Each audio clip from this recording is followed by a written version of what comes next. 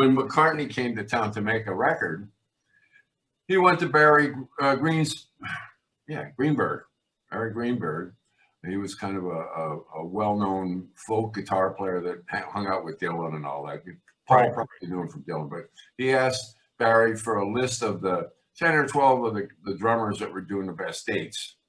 So he gave him the list. My name was on that list. Okay. I was probably one of the first guys called into the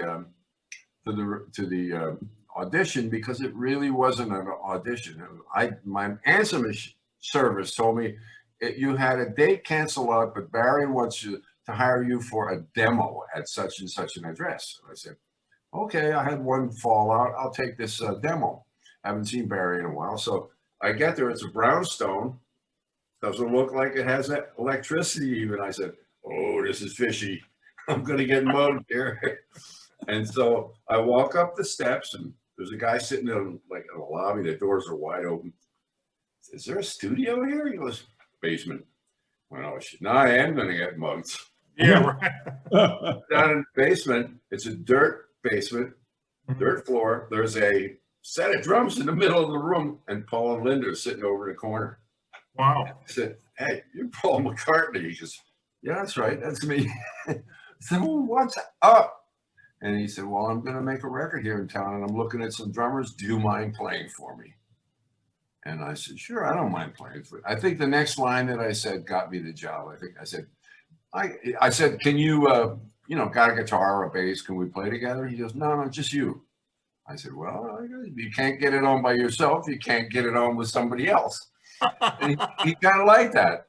And so, did some channeling Ringo and him from the McCartney album. So I played some time feels and some shuffle and this and that and the other thing. And just in there 10, 15 minutes, he goes, oh, thanks. That's great. That's all I need, man. He said, thank you very much for stopping by. And I said, thank you, man. What a great opportunity to run into a Beatle, Sure. I was used to seeing big artists, but not Beatles. So I'm leaving. I said, oh, I'll never get this. If he's looking at drummers, man, one of the other cats is going to get this gig. And pretty soon I started hearing chatter around the community about, oh, yeah, Bernard Purdy went down, this guy, they all went down, Sure. And first of all, they said, no, I told them to buy my record. I wouldn't audition. But I found out from Paul, they all showed up. Sure, I'm sure they did. So he calls me 3 or 4 days later. He goes, hello, this is Paul. I go, Paul who? Kind of bust his chairs because we had fun. We had a good. Yeah. He said, I want to hire you for this record, man. I said, just give me a minute. Let me look at my date book. Oh, In the air. I said, yeah, I'll be there. I can do it. Don't worry. I'll be there. Yeah. It's kind of a testimony to Paul McCartney's sense of adventure to come to New York City. I mean, he's a Beatle. He's based in London. I mean, he could have gotten a superstar British band, right? And that's what I think everybody expected him to do. Yeah. Yet he came to New York City. Did he ever give any indication of why he decided to just change the backdrop? Not really, but I always believe that it's the grass is always greener. The New York cats would say, well, there's London cats, man. They're great, man. But London musicians that think New York was the best, Right. So Linda, being a New Yorker that grew up with the Alan Freed radio shows and all that, and Linda kicked his butt when he was up in Scotland, and they were just sitting there waiting for that Beatle crap to get finished up. Right, so sure. It was a very hard time. And all the angst that went along with that, he was up there writing songs. And Linda said, come on, we can't do this forever. We got to get out of here. And let's go to New York and make a record. That's my home. And there's great players there. And Paul said, yeah, there's great. Let's get some pros. Let's get a different viewpoint. And right. I really think that he came there knowing he was going to hire 2 guys, a drummer and a guitar player, and make a record with some pros that he wouldn't have to do anything except play his music. Yeah. Now, David and I interviewed Ron Carter a couple of weeks ago. Mm-hmm. And Ron Carter, for the past 50 years, right, David, everybody has been asking him, what did you learn from Miles? And Ron said to us, well, let me tell you what Miles learned from me. Now, I'm sure you probably have the same question with Sir Paul, but what did you bring to the table, Twins? What did Paul get out of having you in the drum chair? All right, here's an interesting fact. There was no bass on the dates. Mm-hmm. That's what he got out of me. Yeah. So everything I play with my right foot influenced what bass parts he put on later. Wow. No, I got everything from him. He just had this sophisticated elegance about him that no other artist I ever recorded with had. He was phenomenal. I mean, his choices of notes, his choices of everything. Christ, the way he dressed. Just every choice that he made had this sophisticated elegance about it that was unheard of in those days. In those days we used to wear sport coats to work, sometimes a tie. We were just coming out of that period, and when rock and roll was becoming a little more. So, when he would play that song that we were going to do that day, man, we just say, "Oh my God, this is not another session. This is something." People will be talking or listening to this music maybe 50 years from now. They certainly And have. They certainly will. Yeah. Yeah. But yeah, and that'll I'm sure he'll walk off. Anyway, but in a lot of ways, Ram's production was kind of a continuation of Abbey Road. But I think what critics did, and I know you have a few good words to say about critics, as their job is to criticize, that Ram was certainly an album that kind of was out of its time. And, the Beatles kind of, even though they still had tremendous respect, they were yesterday's news by the time the 70s were coming in, and the singer-songwriters and jazz fusion and of course, hard rock and things like that. So, it was an album that kind of got lost. It was more of an end of a cycle rather than yesterday's news. Beatles were never okay. News. I mean, there's kind of an end of a cycle where their spurt, their growth spurt, if you would. But I really think, well, first of all, there's no Hall of Fame for critics. Right. That's right there, and I believe that the critics just had it in for him, Yeah. They thought that he broke up the Beatles, and all Right. he was trying to do was save the money that they made, from Alan Klein getting his grubby paws all over it. So Right. he had to make some really hard decisions there that later on in life they realized that he did the right thing, But that whole period of time with all of that great music going on and the angst that he came with after, I don't know if you ever seen that film 8 Days a Week, but oh my God. Yeah. That just killed me when I first saw that, and I saw how powerful Ringo was and how those guys on the road, man, even though they couldn't be heard, they didn't have the right equipment or anything. It didn't exist really. Right. It didn't. Right. Yeah. I mean, they were amazing. They were amazing. And here I am in the studio with this guy, and he walks in with that stuff. And it was, I've recorded with a lot of big acts, but when he walks into the studio, straps on a guitar, sits down at the piano and starts singing, it's a different animal. It really is. And Ram just got me and Spinoza. I mean, it got our attention big time. And when Paul wanted to change, and he asked me to recommend another guitar player, and I worked a lot with both of those guys. Hugh McCartney. Right, you did, yeah.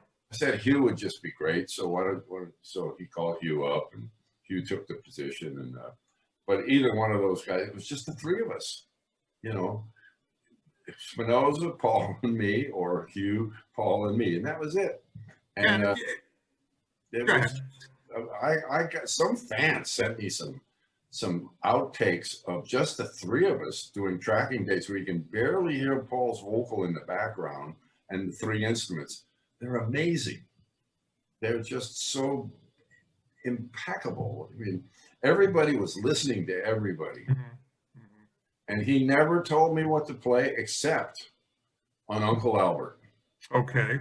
I'm playing just a regular drum beat in the beginning. Uncle Albert, Uncle Albert. He said, "Can you think you can find something that kind of breaks it up and maybe stands so the vocal stands out a little more?" And I thought about it for a minute.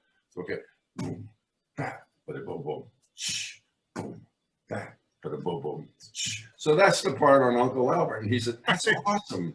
That's the only time throughout Wings and Ram that he asked me to play a specific drum part, and I changed the part that I came up with. And it's got to be interesting in the sense, I mean, like you say, you work with a lot of artists, but when you're in the studio with Paul McCartney, the eyes of the world are on you. I worked in television news for 20 years, and don't hold that against me.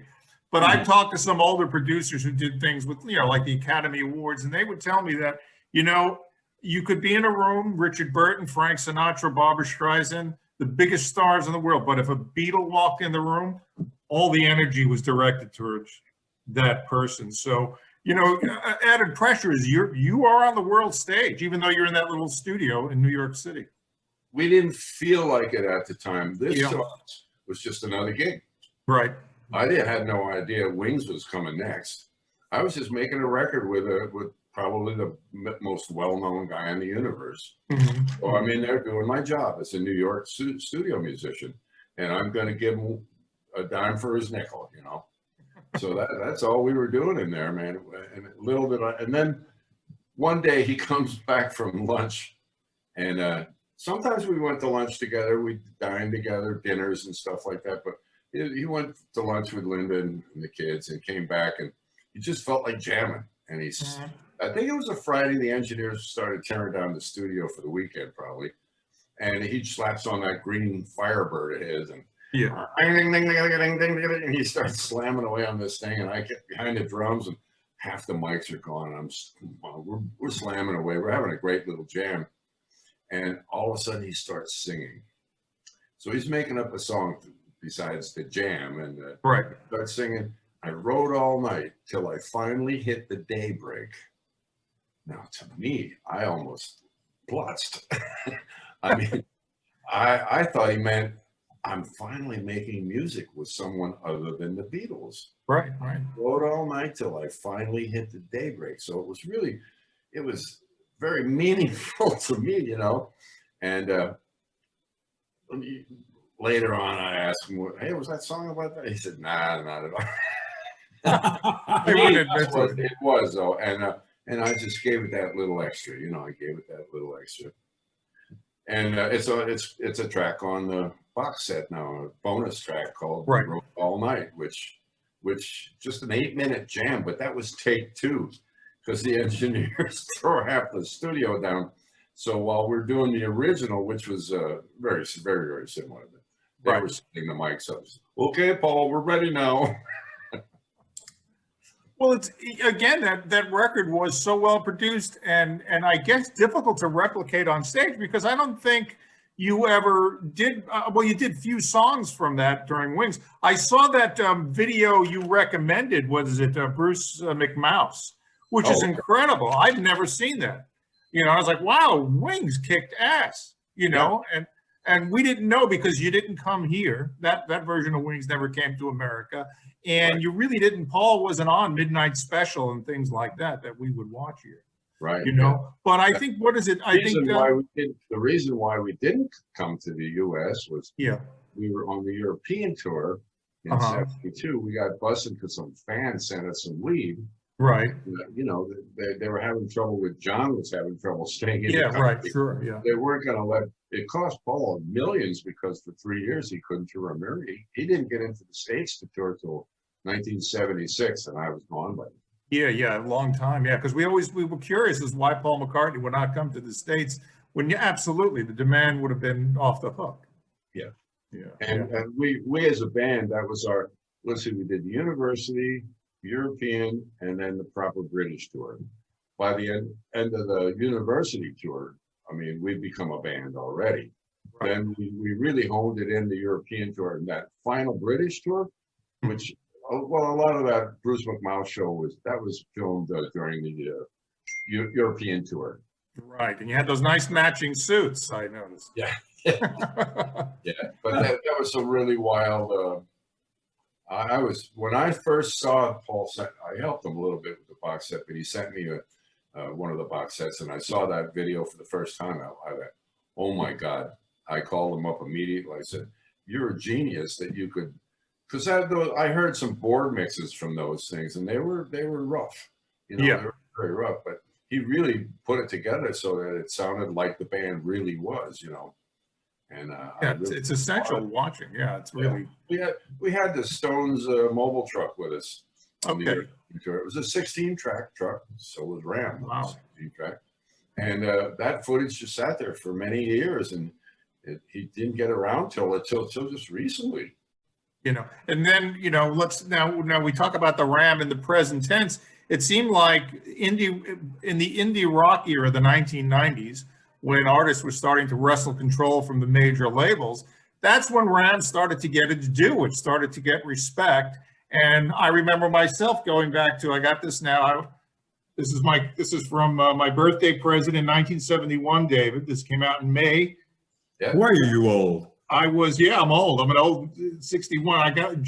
My birthday was in June, and we get the gatefold, and there's no Denny Seiwell. There's no Hugh McCracken. I didn't know who you guys were.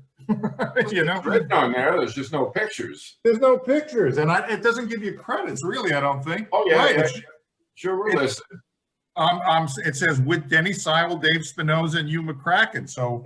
Yeah, that's it. But we didn't know you were studio guys. That's enough. I mean, I made a record with James Brown on the Goodfoot. On the Goodfoot, yes. On that, and on the credits it says drums, probably Jimmy Madison.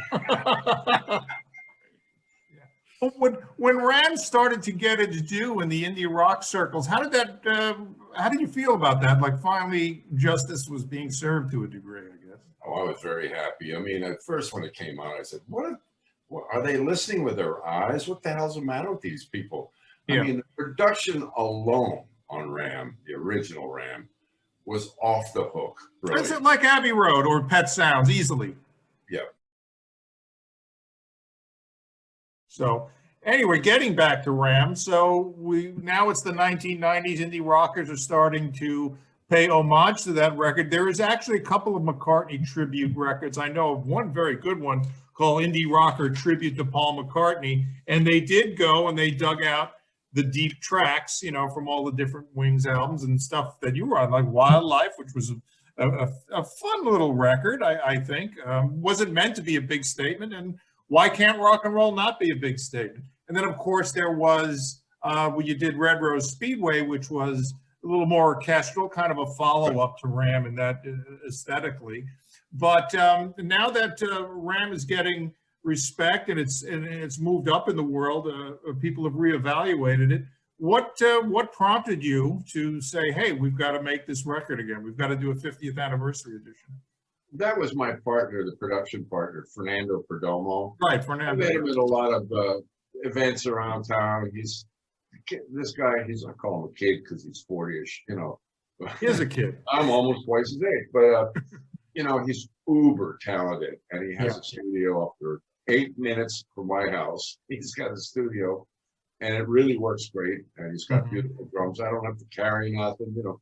But he one day he approaches me and he says, "Hey man, you know, we're doing this project, and we're doing a couple of McCartney tunes for this. I forget what it was for, some band project he had going on." He says, "We cut the tracks. All we need is some drums. Would you come up and play drums on Too Many People? And Some People May Never Know." And I said, "Ooh, yeah, okay." I mean, he offered me a little taste to come up and do it. And I was like, what the hell? I'll show up and put drums on your tracks. So I got up there, man, and I looked at the drums, and they were all mic'd up. I just picked up my sticks and played, you know. And he turns the track on, and I went, holy, what did he steal the track? What the hell? I mean, Too Many People was just like the track, but a different. Yeah. And so, you know, I do this shit in my clinics Right. and Beatle fests and stuff like that. I'll do a Ram clinic. So it was nothing to put I play the drum track to it. And he's blown away. So we get on to Some People May Never Know. And I hardly ever played that since the original recording of it. Right. But it all came flooding back, and I just nailed the part there in 1 or 2 takes. And after that, he called that his audition. I was in. This kid knew what he was doing. It sounded like the original record with a tribute. There was a real sense of pride about what they were doing. They weren't trying to outdo anything or try to make it better. It was just paying tribute to something. these 40-year-olds and, you know, Gen X and all these younger generations of musicians thought Ram was their tops in their book, man. They thought, right. Right. They don't remember the original when it came out. Yeah. yeah. So they were 8 years old, some of them, you know, like Right, Fernando was 8 when he first heard it. So, you know, that was like a year and a half ago or something like that, just before the pandemic. And so now the pandemic comes along and he says, hey, you know that it's the 50th anniversary of Ram? And I said, get out. He said, yeah, it's 50, 71. I said, wow, you're right, man. He says, let's do the whole album. I said, wow, that's an interesting concept. So I went, I'll tell you what, let me call Paul. Let me see what he's got to say about it. So I got a hold of Paul. And I said, hey, these young guys, man, they want to pay tribute to our record. What do you think about all that? He said, great idea. Go ahead, have some fun with it. So that's all I needed. I said, all right, shit. So during the pandemic, I went up to the house, up to his studio, maybe 2 or 3 times. One day I cut 8 tracks, 8 drum tracks in 3 hours. I mean, I noticed shit. I had 50 years to remember it. Yeah. So, and a lot of times we didn't want any live recording there. So it would just be me and Fernando. Right. In the studio. And then he would send it out all over the world to these young cats that wanted to appear on the record. They'd put their parts on, send it back, and Fernando would put it all together. He did the heavy lifting. Yeah. And I was, as producer, co-producer, I would say, you know, that's okay, but no, that doesn't work. We need the spirit of the original Ram here. And I don't want somebody to sound like Paul McCartney. I want somebody with the same spirit. Right, exactly. And so that was I was the bad guy. Sometimes we'd have 5 guys singing on the album, and I'd say, no, that guy Timmy Sean, he nailed it, man. So he would get the job, you know. And then Fernando would just keep putting it together, and we got down to backseat of my car, which is really challenging for a vocal. An epic. That's an epic composition. Epic recording. And one of my favorites. Nobody can do what Paul did in 1971. I mean, he was on. It just wasn't any better than that, you know. Yeah. It's amazing. So I thought, geez, it's going to be hard. So we had 3 or 4 people audition for that. And wasn't quite right. And I had this buddy of mine from Nashville. He used to live in LA, Brentley Gore. Brentley, I said, hey, Brentley, we don't have anybody singing on Heart of the Country. Now you're a Nashville guy. How would you like to sing on it? And he said, I love the album, but you think I could sing on Backseat? I went, really? So he said, yeah, man, I can do it. I went, all right, give it a whirl. Yeah. The night before he records the vocals, he did all of the vocals, by the way. The night before he records it, he gets a positive test on COVID. Wow. Gets up the next morning and he does all the vocals before COVID hits. Wow. Yeah. And when you listen to it, man, it's such a beautiful, he had the spirit, the passion of that track. You know, maybe nobody's going to have the same voice that Paul did, but he just nailed it so beautifully. And that's the way we felt about all of the choices that we made. I know I sent it to Paul. We made a little, what do you call it? A little teaser where you get 30 seconds of each track and some of the artwork. And I sent it over to Paul and he said, well, he was a little impressed, you know. So if you can, that's why the other thing, these kids all have it in their DNA, but now they're recording and they are sure that their hero Paul McCartney is going to get to hear their performances. So everybody gave a little extra, you know. Well, one of the guys was a friend of mine, John Montagna, the bass player. Oh, I love what a beautiful cat he is. This guy gives lectures at Beatle Fests on the bass part to something. Yeah. And I mean, David, you could teach a college course on something. And John makes his own records. I've interviewed him a couple of times. And if you want to talk about some guy that catches the spirit of Paul McCartney's bass playing, not the exact notes, because that's not what it's about. It's about the groove and the feel. And I have to say, Ram On, of all the tribute records that have come out, because everybody's celebrating a 50th anniversary, right?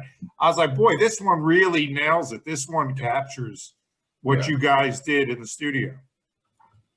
Yeah, and I must say, I did an interview with John. Yeah. You know, like, his interview and your interview, some of them my favorites, because we hit a lot of places that some of the regular guys don't go to. So I really Where appreciate have we heard it. that, David? Gee, you know what, Denny? That's part of what we're trying to do. You know, so many people get so. Tom and I were talking about it this morning, starstruck with everything, and we just want to get the good stuff. Sure. I mean, I could spend hours just talking Dorchester Towers with you. Yeah. And you should, David.